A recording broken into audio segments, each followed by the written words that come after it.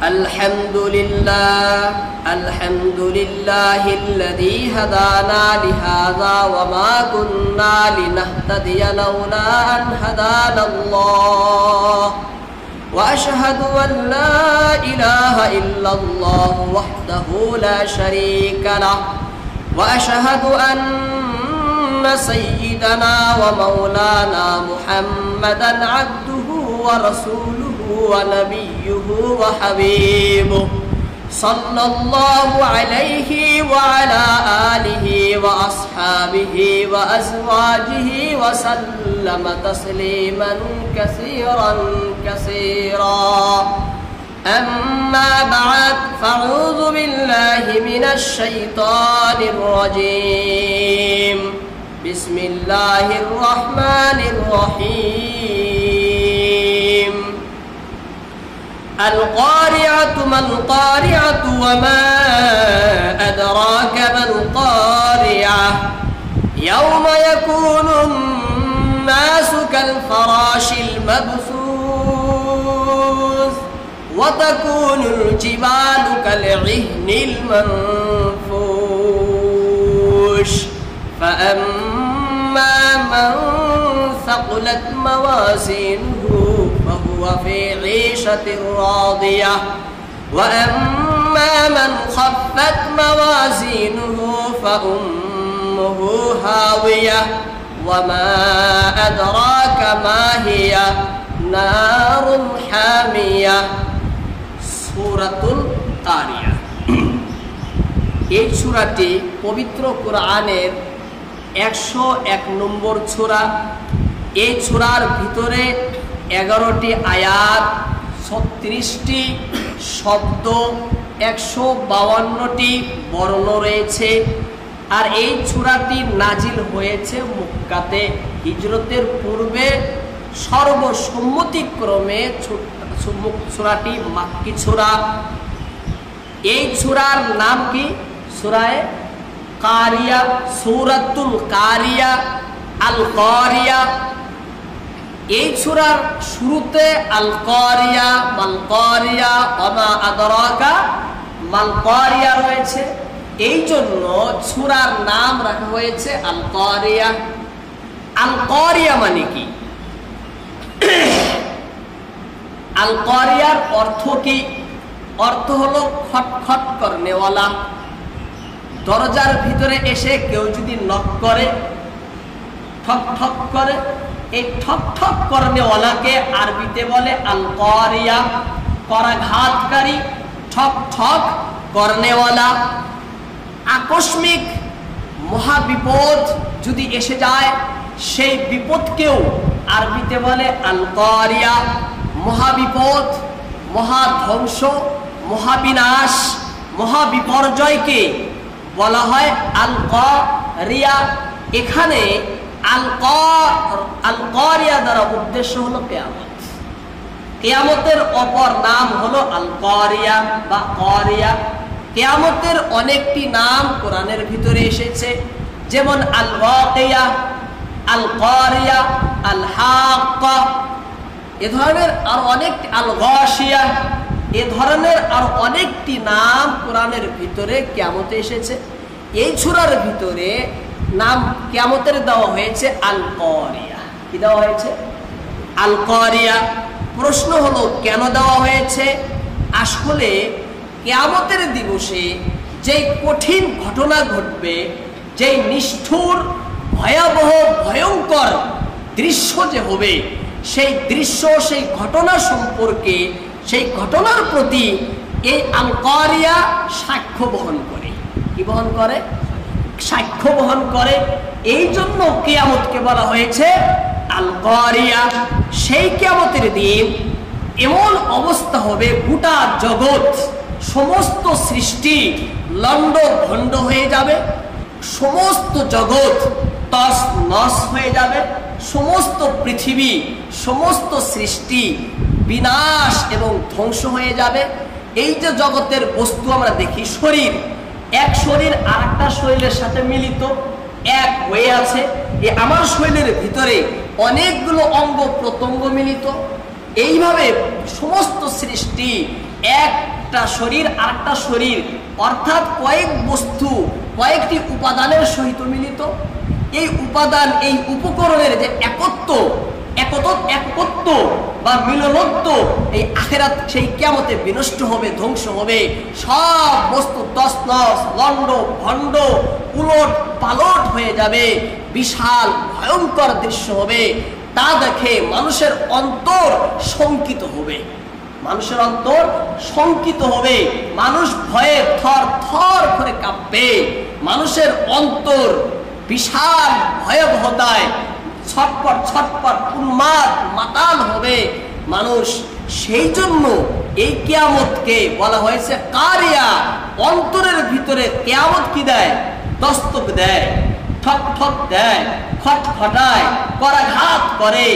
এই মানার দিকে লক্ষ্য করে কিয়ামতকে আল কারিয়া বলা হয়েছে। কিয়ামতকে কি বলা হয়েছে? আল কারিয়া। এই সূরার ভিতরে আল্লাহ রাব্বুল আলামিন আলোচনা করেছেন কিয়ামত নিয়ে। কি নিয়ে? কিয়ামত নিয়ে। কিয়ামত সম্পর্কে আল্লাহ রাব্বুল আলামিন সূরার ভিতরে আলোচনা করেছেন। কিয়ামতের একটি দিক হলো শুরুর দিক, আরেকটি দিক হলো শেষের দিক।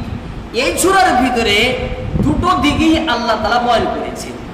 শুরুর দিক অর্থাৎ যখন আল্লাহ রাব্বুল আলামিন গোটা সৃষ্টিকে ধ্বংস করে দেবেন, যখন গোটা জগৎকেই এই সংসারকেই আল্লাহ তাআলা লন্ড ভণ্ড করে ফেলবেন, যখন সমস্ত বস্তুকেই আল্লাহ মরণ দান করবেন, এটা হলো তার শুরুকাল।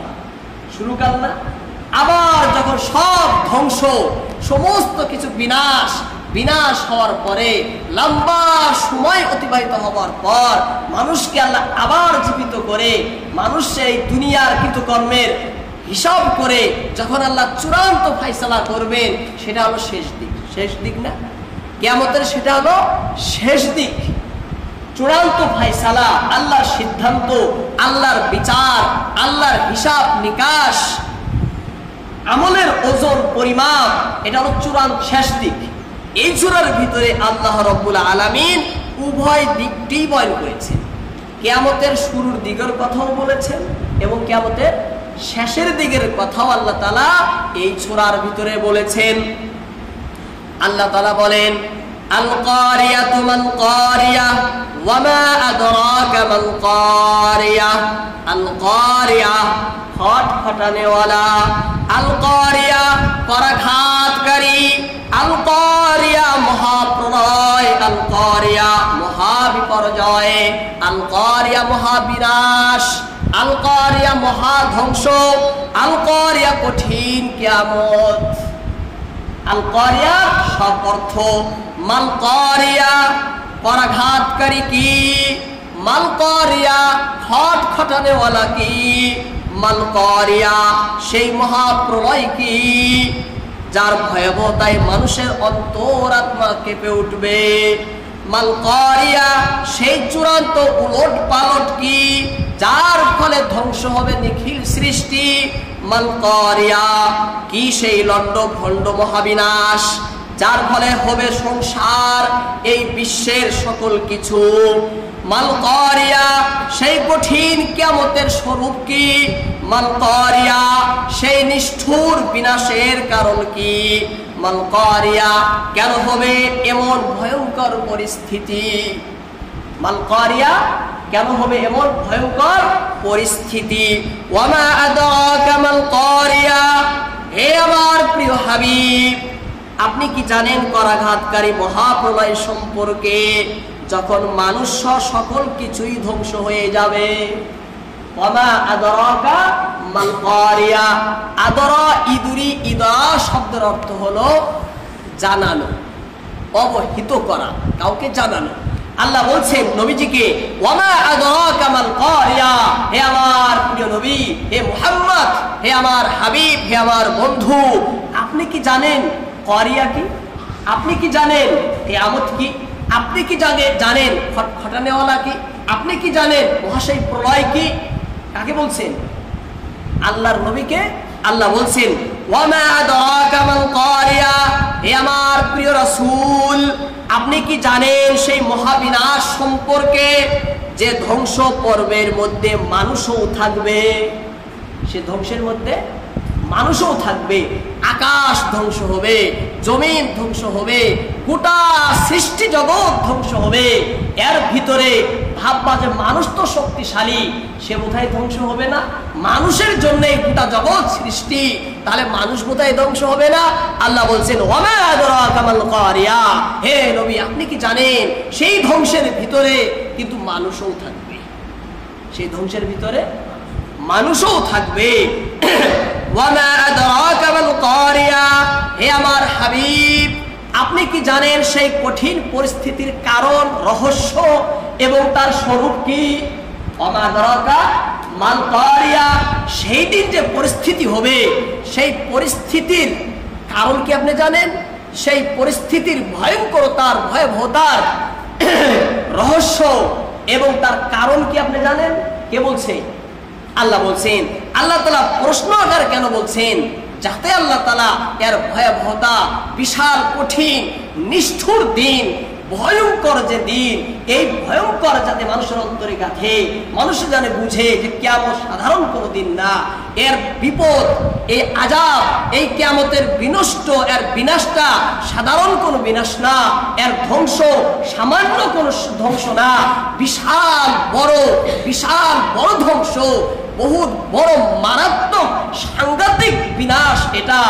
এই কথা যাতে মানুষের অন্তরে বদ্ধমূল হয়, অন্তরে গেঁথে যায়, এই জন্য আল্লাহ রাব্বুল আলামিন এই ভঙ্গিমায় কথাটা পেশ করছে, যাতে মানুষে এর কঠিনতা, এর ভয়াবহতা বুঝে যে সাধারণ কোনো দিন কিয়ামত না, সাধারণ কোনো দিন কিয়ামত না, এ কথা জানি মানুষে বুঝে।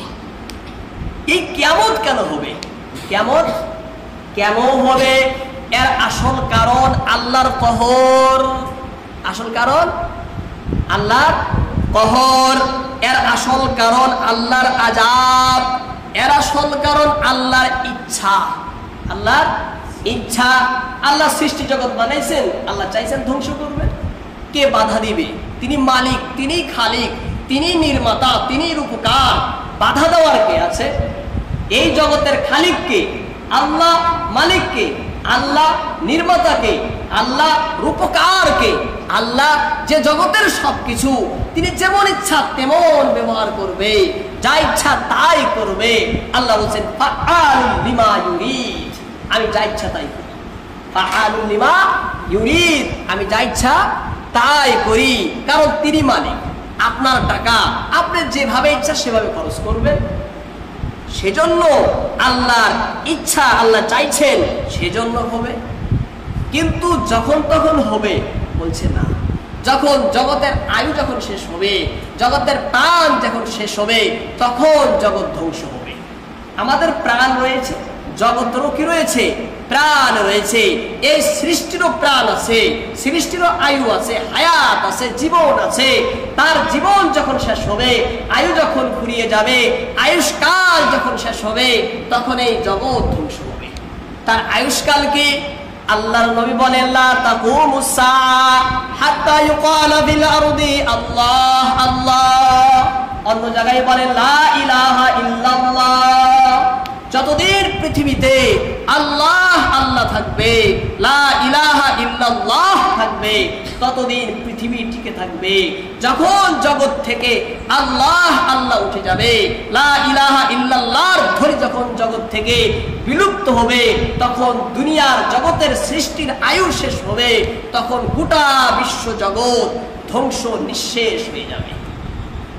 তাহলে বুঝলাম জগতের আয়ু হলো আমাদের নামাজ, আমাদের রোজা, আমাদের ইবাদত, আমাদের জিকির আজকার, আমাদের তেলাওয়াত, আমাদের আল্লাহ বিল্লাহ করা, আমাদের সাধনা বন্দনা, আমাদের জিকির আজকার, আমাদের তাসবিহ তাহলিল, এই আমাদের যাবতীয় নেক কামগুলোই জগৎকে টিকে রাখছে। জগৎকে কি রাখছে? আল্লাহ টিকে রাখছেন। এর তুফাইলে, এর বরকতে, এর জন্য যখন জগতের ভিতরে এই সব কিছু শেষ হবে, তখন জগৎ ধ্বংস হয়ে যাবে। কি হবে তখন জগৎ? তখন জগৎ ধ্বংস হবে। কখন ধ্বংস হবে? এর ঠিক কার ঠিক সময় একমাত্র আল্লাহ জানেন।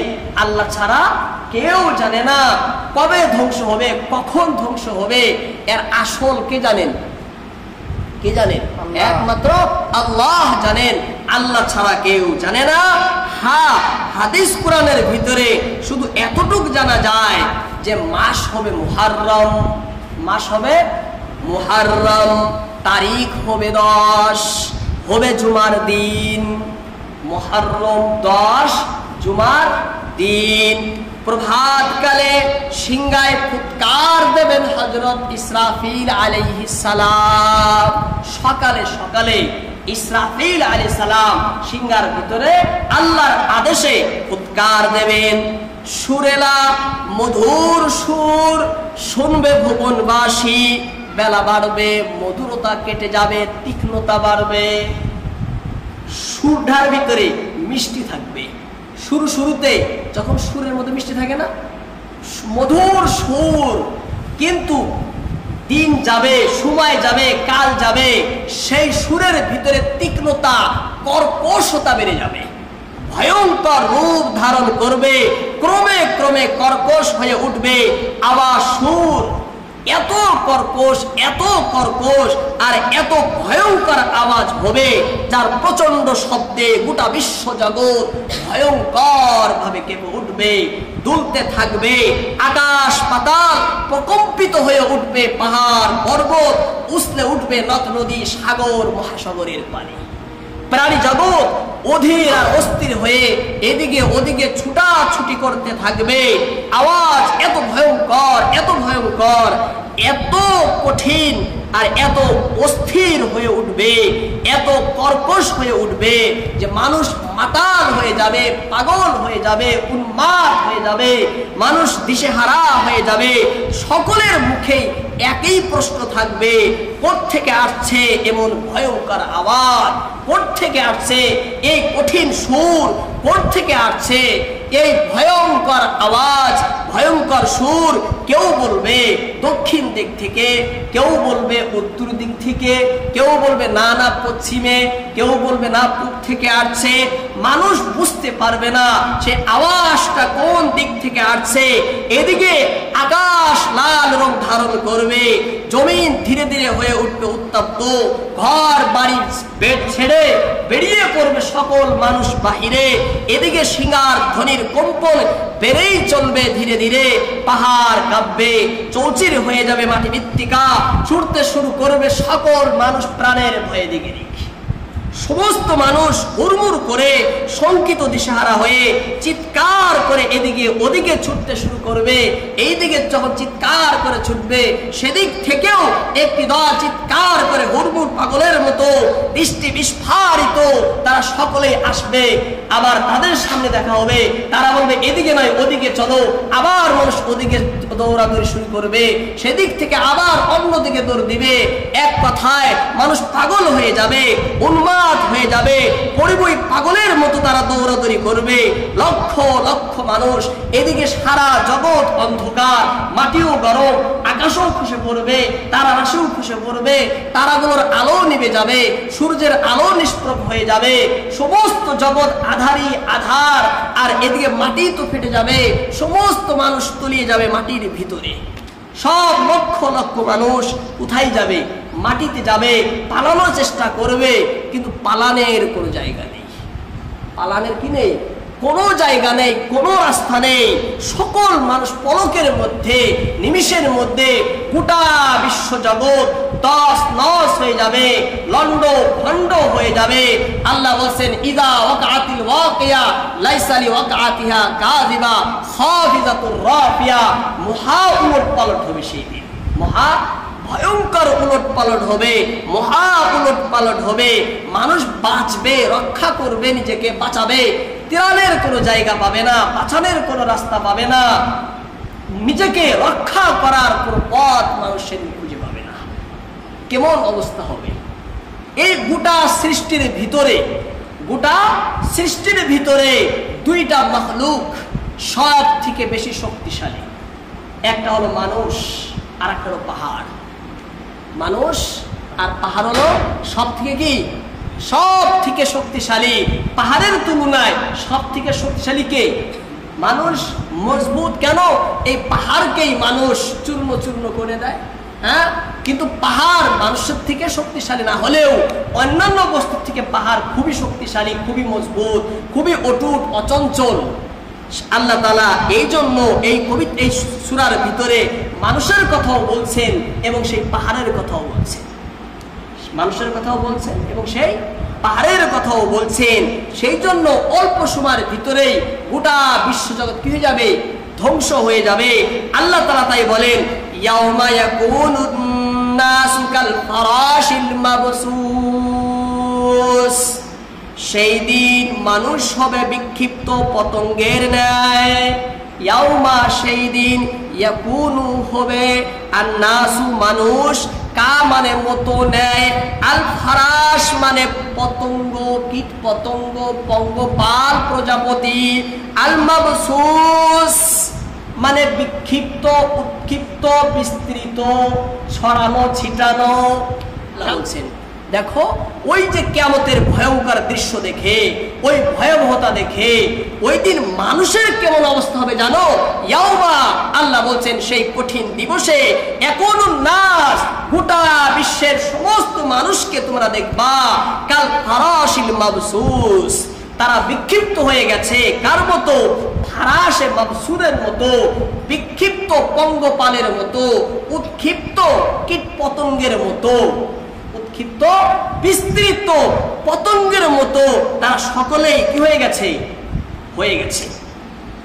সেই দিন মানুষকে মনে হবে যে তারা যেমন কীট পতঙ্গ উন্মাদ হলে তারা ঝাঁপ দেয় আগুনে, পঙ্গপাল যখন তারা মাতাল হয়, পাগল হয়, উন্মাদ যখন হয়, ক্ষেপ্ত বা ক্ষেপা যখন হয়, তখন তারা কি হয়? আগুনের মতো তারা ঝাঁপিয়ে নামে না? আল্লাহ বলছেন সেই পঙ্গপালের মতোই, সেই কীট পতঙ্গের মতোই, সেই প্রজাপতির মতোই লক্ষ লক্ষ মানুষ, হাজার হাজার মানুষ, অসংখ্য অগণিত মানুষ ওই পঙ্গপালের মতোই ধ্বংসের আগুনে ঝাঁপিয়ে নামবে। কিসের আগুনে? ধ্বংসের আগুনে, বিনাশের আগুনে, বিনাশের অগ্নিতে তারা ঝাঁপিয়ে নামবে। অত্যধিক আতঙ্ক, অস্থিরতায় মানুষ হবে উন্মাদাল, হবে ক্ষিপ্ত, উৎক্ষিপ্ত পাগলের মতো, পঙ্গপালের ন্যায় সেদিন মানুষ হয়ে যাবে। কারা হবে? মানুষ হবে। এই সূরার ভিতরে আল্লাহ পাক কি বলছেন? এই কিয়ামতের দৃশ্যর কথা বলছেন যে মানুষের অবস্থা হবে পঙ্গপালের মতো। কার মতো? পঙ্গপালের মতো। সেই দিন মানুষের কার মতো অবস্থা হবে? পঙ্গপালের মতো, প্রজাপতির মতো হবে। কেন হবে? তার তো কারণ থাকা লাগবে, বা এর সাথে এই কথা আল্লাহ কেন বলছেন তার তো কারণ থাকবে। এর একটা কারণ রয়েছে। আজানটা হয়ে যাক। ইয়াউমা ইয়াকুনুন নাস কাল ফারাশিল মাবসুস, এই আয়াতের ভিতরে আল্লাহ রাব্বুল আলামিন মানুষকে ফারাশে মাবসুস অর্থাৎ বিক্ষিপ্ত পঙ্গের সাথে, পতঙ্গের সাথে তুলনা করেছেন। কেন করেছেন তার কারণ কি? তাফসীরের ভিতরে লেখেন যে পতঙ্গ যেমন জলিল, সেই দিন মানুষও তেমন হবে জলিল। পতঙ্গ, পঙ্গপাল যেমন তুচ্ছ, সেই দিন মানুষও হবে তেমন তুচ্ছ। পঙ্গপাল যেমন সামান্য হেয়, সেই দিন মানুষের অবস্থাও তেমন হবে হেয়। পঙ্গপাল যেমন অসার নগণ্য, সেই দিন কিয়ামতের দিন, সেই কঠিন অবস্থার সময়, ভয়াবহতার সময় মানুষও হবে তেমন নগণ্য, অসার। পঙ্গপাল যেমন গুরুত্বহীন, মানুষও সেই দিন হবে তেমন গুরুত্বহীন। পঙ্গপাল যেমন অবহেলিত, সেই দিন মানুষও হবে তেমন অবহেলিত। পঙ্গপাল যেমন অপমানিত, অপদস্থ, লাঞ্ছিত, সেই দিন মানুষও হবে তেমন লাঞ্ছিত। পঙ্গপাল যেমন দলিত মথিত, সেই দিন মানুষও হবে দলিত মথিত। এই জন্য আল্লাহ রাব্বুল আলামিন ইয়াউমা ইয়াকুনুন নাস কাল ফারাশিল মাবসুস, কিয়ামতের কঠিন দিবসে মানুষের অবস্থা হবে সেই পঙ্গপালের মতো, বিক্ষিপ্ত পতঙ্গের মতো হবে। এই জন্য আল্লাহ রাব্বুল আলামিন তার সাথে তুলনা করেছেন। কি করেছেন? তুলনা করেছেন। আবার পতঙ্গের ভিতরে, পঙ্গপালের ভিতরে তেমন কোনো শক্তি নেই, যদি থাকে নিতান্ত কম। ঠিক ওই দিন মানুষেরও তেমন কোনো শক্তি থাকবে না, কোনো কিছুই ক্ষমতা থাকবে না। মানুষ দুর্বল হয়ে পড়বে, শক্তিহীন হয়ে যাবে। মানুষ ইচ্ছা করেও কোনো কিছু সেই দিন করতে পারবে না। এই পঙ্গপালের মতোই, এই পঙ্গপালের মতোই। পঙ্গপালের ভিতরে যেমন কোনো ভারসাম্যতা নেই, তারা কখন জোরে চলে, কখন ধীরে চলে, কখন এদিকে যায়, কখন ওদিকে যায়। ঠিক ওই দিন মানুষের অবস্থাও এমন হবে। এই জন্য আল্লাহ রাব্বুল আলামিন বলছেন পতঙ্গের কথা। সেই দিন মানুষের অবস্থা আরো কেমন হবে? মানুষ দিক ভ্রান্ত হবে, সঠিক দিশা পাবে না, দিশে হারা হবে। কোন দিকে যাবে মানুষ কুল কিনারা পাবে না, দিক দিশা পাবে না। যেমন দিক দিশা পায় না এই পতঙ্গেরা, দিক দিশা পায় না প্রজাপতিরা, দিক দিশা পায় না এই পঙ্গপালেরা, যে তারা দিক ভ্রান্ত, কোন দিকে যাবে, ডানে যাবে না বামে যাবে, সম্মুখে যাবে না পিছনে যাবে। তারা দিক ভ্রান্ত। ওই দিন কঠিনতায়, ভয়ঙ্করতায়, নিষ্ঠুর আযাবের ফলে সেই মহাবিপর্যয়ে, সেই মহাপ্রলয় দিবসে, সেই কঠিন দিবসে মানুষের অবস্থা এই পতঙ্গের মতো হবে। এই জন্য আল্লাহ রাব্বুল আলামিন এই পতঙ্গের সাথে মানুষের তুলনা করেছে। পতঙ্গের সাথে, বিক্ষিপ্ত পতঙ্গের সাথে কি করেছেন? আল্লাহ পাক তুলনা করেছেন। দ্বিতীয় পাহাড়ের কথা বলছেন। কিসের কথা? পাহাড়। ওয়াতাকুনুল জিবালু কালইহনিল মানফুশ। ওয়া এবং তাকুনু হবে আল জিবালু পর্বত সমূহ, কাল মানে মতো, ইহনুন, ইহনুন মানে রঙিন পশম, ইহনুন মানে রঙিন পশম, কালইহনিল মানফুশ। মানফুশ মানে ধুনিত, ধুননকৃত, ধুননকারী। তুলা, লিহা, বালিশ ইত্যাদি বানানোর আগে তারা সেই তুলাগুলো ধুনে না, ওই ধুনন করে। সেই ধুননকারীর ধুনিত তুলা যেমন হয়, সেই ধুনিত তুলা নয়, ধুনিত রঙিন পশমের মতো সেই দিনে পাহাড়ের অবস্থা হবে। সেই দিন এই পাহাড়ের কি হবে? এই পাহাড়ের অবস্থা হবে। এত শক্তিশালী পাহাড়, এত মজবুত পর্বত, এত বিশাল, অটুট, অচঞ্চল, অবিচঞ্চল পাহাড়গুলো সেই দিন চূর্ণ চূর্ণ হয়ে শূন্য মার্গে উঠতে থাকবে।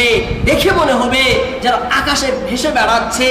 রঙিন রঙের, রং বিরঙ্গের ধুনিত তুলা, ধুনিত পশম, হাজার হাজার, লক্ষ লক্ষ বিভিন্ন রঙের তুলা, বিভিন্ন রঙের পশম আকাশে উড়ে বেড়াচ্ছে। এই পাহাড়গুলো দেখে তেমন হবে, কারণ সেই শিঙ্গার প্রচন্ড শব্দে এই পাহাড়গুলো রেজা রেজা হয়ে যাবে, টুকরো টুকরো হয়ে যাবে, গুঁড়ো গুঁড়ো হয়ে যাবে, চূর্ণ চূর্ণ হয়ে যাবে। এই চূর্ণগুলো আকাশের মধ্যে, বায়ুর ভিতরে এইভাবে উঠতে থাকবে। দেখে মানুষ মনে করবে তুলা উঠছে, ধুনিত তুলা আকাশ দিয়ে উঠছে। পাহাড়গুলো চূর্ণ হয়ে পৃথিবীতে, গোটা জগতে এইভাবে উড়ে বেড়াবে। মানুষ দেখে মনে হবে বিভিন্ন রঙের তুলা আকাশ দিয়ে উঠছে। কেন? পাহাড় বিভিন্ন রঙের থাকে। লাল পাহাড়ও রয়েছে, কালা পাহাড়ও রয়েছে, সাদা পাহাড়ও রয়েছে। কালা পাহাড় উঠলে কালা রঙের দেখাবে, সাদা পাহাড় উঠলে সাদা রঙের দেখাবে, লাল পাহাড় উঠলে লাল রঙের দেখাবে। এই জন্য আল্লাহ পাক বলছেন এত ভয়ঙ্কর পরিস্থিতি সেই কিয়ামতে হবে যে পাহাড়গুলো ধুনিত রঙিন পশমের মতো উড়তে থাকবে। এখানে আল্লাহ রাব্বুল আলামিন রঙিন পশমের সাথে কেন তুলনা দিলেন? বলছে দেখো, একদিকে পাহাড়কে রাখো, একদিকে ধুনিত তুলাকে রাখো, দুইটার মোকাবেলায় সব থেকে শক্তিশালী কে? পাহাড় না, পর্বত না? কিন্তু সেই কঠিন দিবসে কিয়ামতে, সেই ইসরাফিলের ভয়ঙ্কর প্রচন্ড শব্দে সেই পাহাড়গুলো আল্লাহর আযাবে, আল্লাহর ভয়ঙ্করে সেই পাহাড়গুলো এত গুঁড়ো গুঁড়ো হবে, এত নিষ্পেষিত হবে, এত চূর্ণ চূর্ণ হবে যে তুলার মতো হয়ে যাবে, এই ধ্বনিত রঙিন পশমের মতো হয়ে যাবে। এই জন্য পশম যেমন হালকা, পাহাড়ও হালকা হয়ে যাবে। পশম যেমন কমজোর, এই পাহাড় তেমন দুর্বল কমজোর হয়ে যাবে। পাহাড়ের শক্তি আর থাকবে না। পাহাড় বায়ুর ভিতরে বাতাসের মধ্যে তুলার মতো উঠতে থাকবে। এই রঙিন পাহাড়, এই রঙিন বিভিন্ন রঙের পাহাড়গুলো যেমন বিভিন্ন রঙের পশম পাওয়া যায়, বিভিন্ন রঙের তুলা পাওয়া যায়, ঠিক এইভাবেই পাহাড়ের ভিতরেও বিভিন্ন রং পাওয়া যায়। এই জন্য আল্লাহ রাব্বুল আলামিন সূরা আল কারিয়ার ভিতরে বলছেন ওয়াতাকুনুল জিবাল, হে বিশ্বের লোকেরা, হে মানুষ, যখন কিয়ামত যখন আসবে তখন অবস্থা কেমন হবে জানো? ওয়াতাকুনুল জিবাল, এই যে পাহাড় পর্বতগুলো দেখো, এই পর্বতগুলো গুঁড়ো গুঁড়ো হয়ে কাল ইহনিল মানফুস, ধ্বনিত রঙিন পশমের ন্যায় হয়ে যাবে। এই জগতে আল্লাহর সৃষ্টি দুই প্রকারের। কয় প্রকারের? দুই। এক প্রকার সৃষ্টি হলো জীব জাতীয়, যার ভিতরে আত্মা রয়েছে, জান রয়েছে। আরেক প্রকার সৃষ্টি হলো জড় জাতীয়, যার ভিতরে আত্মা নেই। কি নেই? আত্মা নেই। জড় পদার্থ আর জীব পদার্থ, এই জড় জাতীয় এবং জীব জাতীয় এই দুই প্রকারের আল্লাহ সৃষ্টি রয়েছে। এই সূরার ভিতরে আল্লাহ জীবের ভিতর থেকে একটাকে আনলেন মানুষকে, যে মানুষ সমগ্র জীবের ভিতরে সব থেকে শক্তিশালী, সব থেকে পাওয়ারফুল, সব থেকে বড়। এই জন্য আল্লাহ মানুষকে উল্লেখ করে আর কাকে উল্লেখ করেন নাই। কেন? যখন মানুষেরই অবস্থা হবে, মানুষই যখন বিনাশ ধ্বংস হয়ে যাবে, তখন বাকিগুলোর প্রশ্নই উঠে না, বাকিগুলোর কোনো প্রশ্ন উঠে না। এই জীব জাতীয় সমস্ত সৃষ্টির ভিতরে মানুষই যখন এই অবস্থা, তাহলে বাকিগুলোর প্রশ্ন আসে? কোনো প্রশ্ন নাই। ওয়াতাকুনুল জিবাল, দ্বিতীয় আনছেন পাহাড়কে। কেন?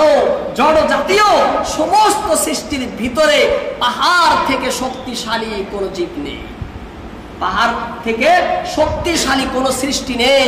আল্লাহ পাক পাহাড়কে উল্লেখ করে বললেন, দেখো এই যে শক্তিশালী জড় জাতীয় সৃষ্টির ভিতরে পাহাড়, এই পাহাড়ি যখন তুলার ন্যায়, পাহাড়ি যখন পশমের ন্যায় হয়ে যাবে, তাহলে বাকিগুলোর লিস্ট আসবে?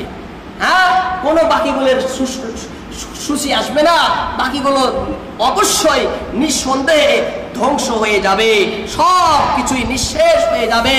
সংহার হবে নিখিল সংসার, গোটা বিশ্বজগৎ ধ্বংসের মুখে থাকবে। এই জন্য কবি বলেন, আর কত কাল থাকবে বেহাল মোহে দুনিয়ার, আর কতদিন করবে বিলীন জীবনের বাহার, আর কতবার মহান খুদার করবে না ফরমানি, আর কতক্ষণ জীবন ধন করবে ধ্বংসহানি, আর কত পল খারাপ আমল করবে হায়রে মানুষ, আর কতদিন হে উদাসীন লাগবে আনতে হুশ, আর কত ঋতু নফসের হেতু জীবন করবে নষ্ট, আর কত যুগ ভবের সুখ পেতে করবে কষ্ট। বড়ই কঠিন হবে সেই কিয়ামতে, বহুত কঠিন হবে। সেই দিন থেকে বাঁচতে হবে না। বাঁচার রাস্তা একটাই, ঈমান আর আমল। বাঁচার রাস্তা কি? ঈমান আর আমল, আর কোন রাস্তা বাঁচার রাস্তা নাই। ঈমান আর আমলই আপনাকে বাঁচাবে। এছাড়া আর কোনো বস্তুই, কোনো টাকা, কোনো সম্পদ, কোনো সন্তান, কোনো খানদান, কোনো আসন, কোনো মান আপনাকে বাঁচাবে না। যদি আপনাকে বাঁচায়, কে বাঁচাবে? ঈমান আর আমল। আর কোনো বস্তুই আপনাকে বাঁচাবে না। যখন মানুষ সব ধ্বংস হয়ে গেল, আকাশ নাই, জমিন নাই, সৃষ্টি নাই, মানুষ নাই, সব শেষ হওয়ার পরে এইভাবে 40 বছর অতিবাহিত। কত বছর? 40 বছর। 40 বছর অতিবাহিত হওয়ার পরে ইসরাফিল আলাইহিস সালাম আবার সিংহায় ফুৎকার দেবেন, যার ফলে সমগ্র মানুষ আবার জীবিত হবে। কি হবে? আবার জীবিত হবে। জীবিত হওয়ার পরে সমস্ত মানুষ ময়দানে মাহশরের ভিতরে আল্লাহর সম্মুখে দাঁড়াবে হিসাবের। কিসের জন্য? হিসাবের জন্য আল্লাহর সম্মুখে দাঁড়াবে। কিসের হিসাব হবে? আমলের হিসাব হবে। কোন আমলের? এই দুনিয়ায় আমরা যা কিছু করেছি সেই আমলের হিসাবের জন্য আল্লাহ সিংহাসন কায়েম করবেন। আবার চতুর্দিকে ফেরেশতাও ঘেরাও থাকবে, চতুর্দিকে ফেরেশতা থাকবে, মাঝখানে মানব দানব থাকবে। আল্লাহ হলেন আসল বিচারপতি, মানুষ হবে সেই দিন আসামি, বিচার হবে মানুষের কৃতকর্মের। আর সাক্ষী থাকবে কারা? ওই দিন কারা সাক্ষী থাকবে? এই আমল লিপিবদ্ধকারী ফেরেশতাগুলো যারা আমল লিখতেছেন, এই আমল লিখনেওয়ালা আমল লিপিবদ্ধকারী ফেরেশতা কি দেখবেন? সাক্ষী থাকবে। আর আমার এই হাত পাও, আমার এই অঙ্গ প্রত্যঙ্গ আমার বিরুদ্ধে সাক্ষী দেবে। হ্যাঁ, আল্লাহ পাক মুখকে বন্ধ করে দেবেন, এই হাতে কথা বলবে, পায়ে কথা বলবে, শরীরের অন্যান্য অঙ্গ প্রত্যঙ্গ আল্লাহর আদেশে তারা কথা বলবে। এরা সবাই, আমি বলছি আমার হাত, আমি বলছি আমার পাও, এই আমার হাত আমার পাওই আমার বিরুদ্ধে সাক্ষী দেবে। আবার সাক্ষীকে দেবে এই জমিন সাক্ষী দেবে, এই জমিন সাক্ষী দেবে। সাক্ষীও রয়েছে, বিচারপতি রয়েছেন এবং সিংহাসন লেগে গেছে। এবার হিসাব হবে মানুষের। কার হিসাব হবে? মানুষের আমলের। দুনিয়ায় আমরা যা কিছু করেছি তার হিসাব হবে। আল্লাহ পাক কেন হিসাব কায়েম করবেন? আর হিসাব করা হবে ওজন করে। কি করে? ওজন করে। কেন?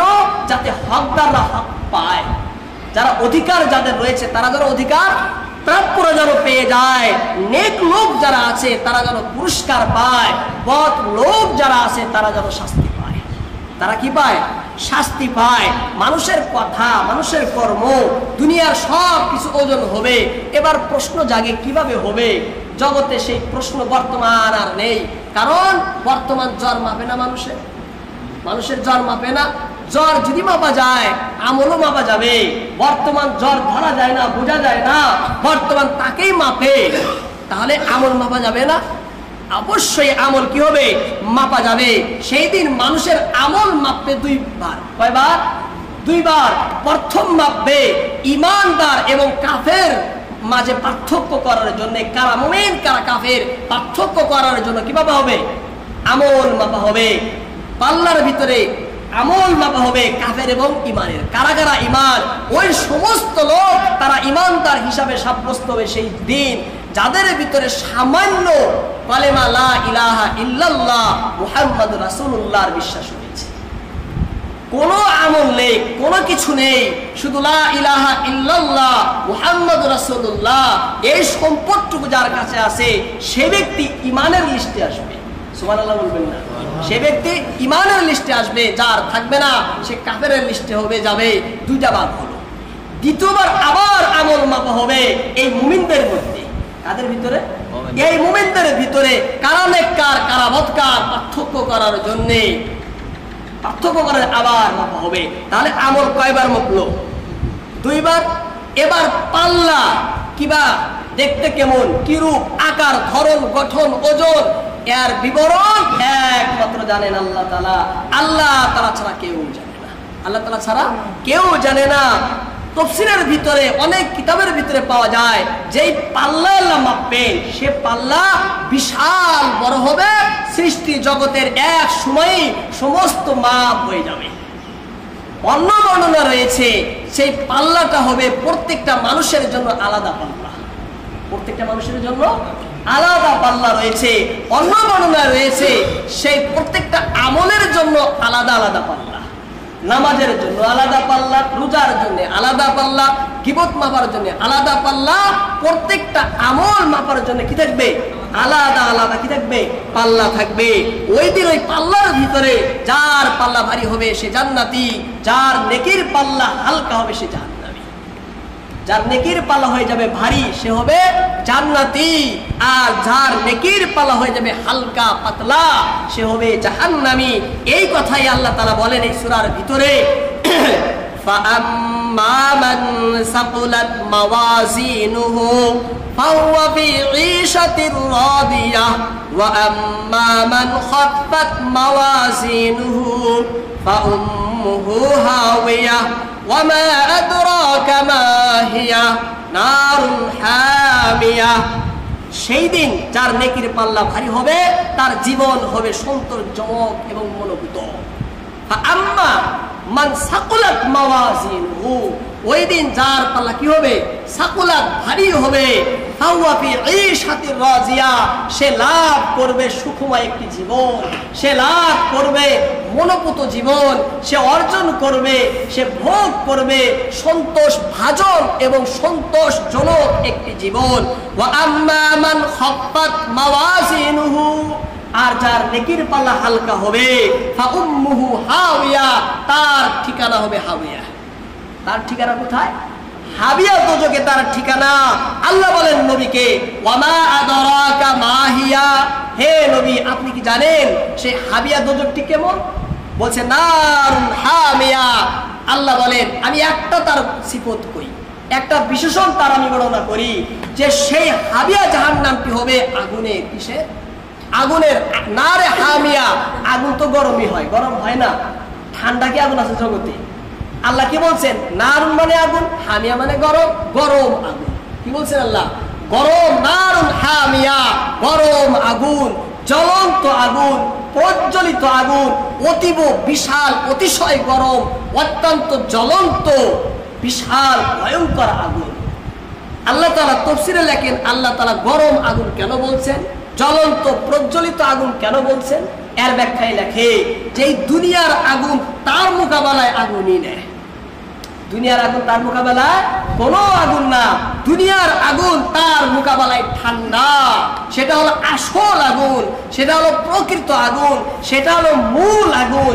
এটা বোঝাবার জন্য আল্লাহ তাআলা নারুন হামিয়া বলছে। এই এমন একটি জাহান্নামে তাকে রাখা হবে। কাকে? যার নেকির পাল্লা হালকা হয়ে যাবে, যার নেকির পাল্লা হালকা হয়ে যাবে তাকে রাখা হবে। আসলে তাফসীরের ভিতরে লেখে গোটা সৃষ্টিকে, সমস্ত মানুষকে সেই দিন তিনটা ভাগ করা হবে। কয়টা? তিনটা। একটা ভাগ হবে কাফের ও মুশরিকের। কার? কাফের মুশরিক, তারা চিরকালের জন্য জাহান্নামে যাবে। তাদের নেকির পাল্লা হালকা হবে, গুনার পাল্লা অতিশয় ভারী হবে। ভারী হওয়ার ফলে তারা চিরকালের জন্য গমন করবে কোথায়? কোথায়? জাহান্নামে। আর একটা পাল্লা হবে নেককার মুমিন, মুত্তাকি মুমিন, পরহেজগার মুমিন। তাদের পাল্লা, নেকির পাল্লা ভারী হবে, তারা চিরকালের জন্য জান্নাতে গমন করবে। কোথায়? জান্নাতে। আবার এক শ্রেণীর লোক যাদের গুনার পাল্লা ভারী হবে, নেকির পাল্লা হালকা হবে। এবার দেখা হবে গুনার পাল্লা কেন ভারী, কোন গুনার কারণে ভারী।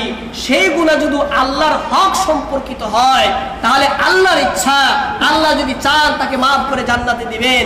আল্লাহ যদি চান আল্লাহর হকের জন্য তাকে শাস্তি দেওয়ার জন্য জাহান্নামে পাঠাবেন। কারণ আল্লাহর হক সম্পর্কিত গুনাহ আল্লাহ যেমন ইচ্ছা তেমন করবেন।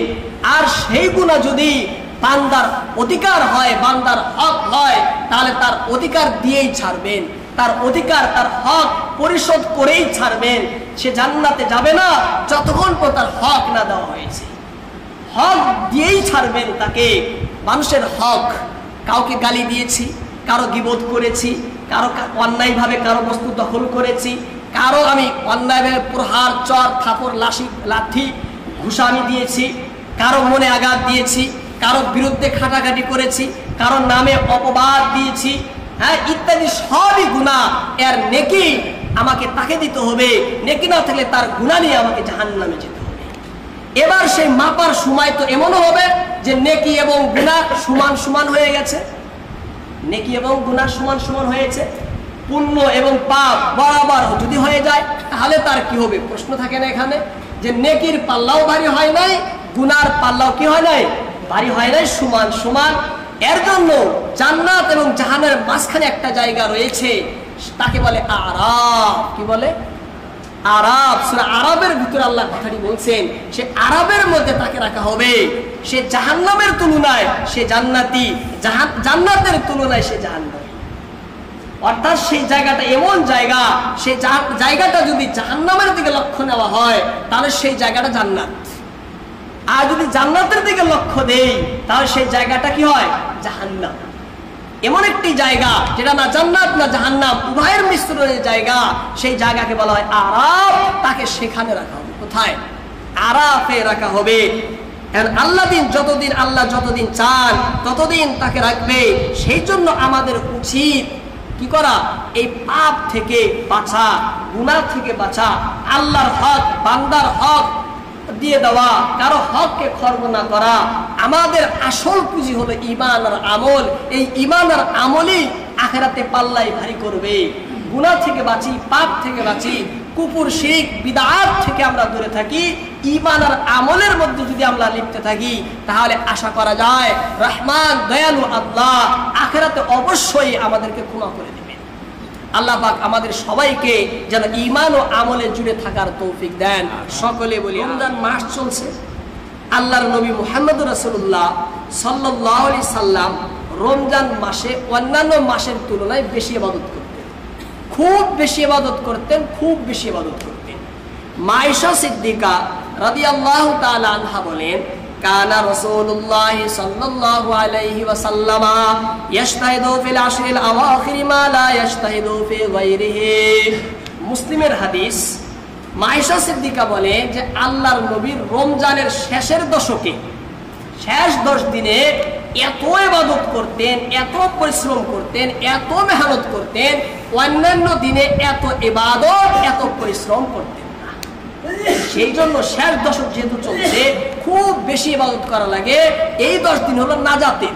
কিসের? নাজাত, জাহান্নাম থেকে মুক্তি।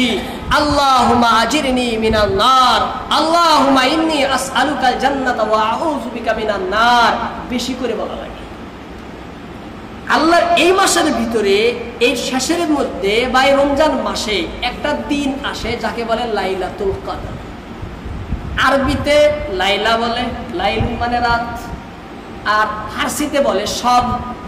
আমরা লাইলাতুল কদরও বলি, সবে কদরও বলি। সব মানে কি?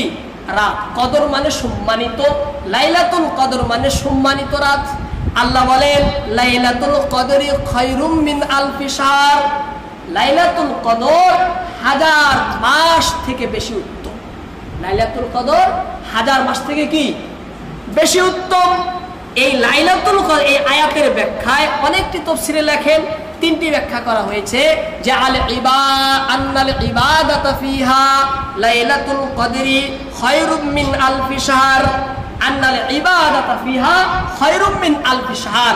এই রাতে ইবাদত করলে এত সওয়াব, এত সওয়াব, এত সওয়াব যে 1000 মাসে ইবাদত করলে সে সওয়াব পাওয়া যায় না।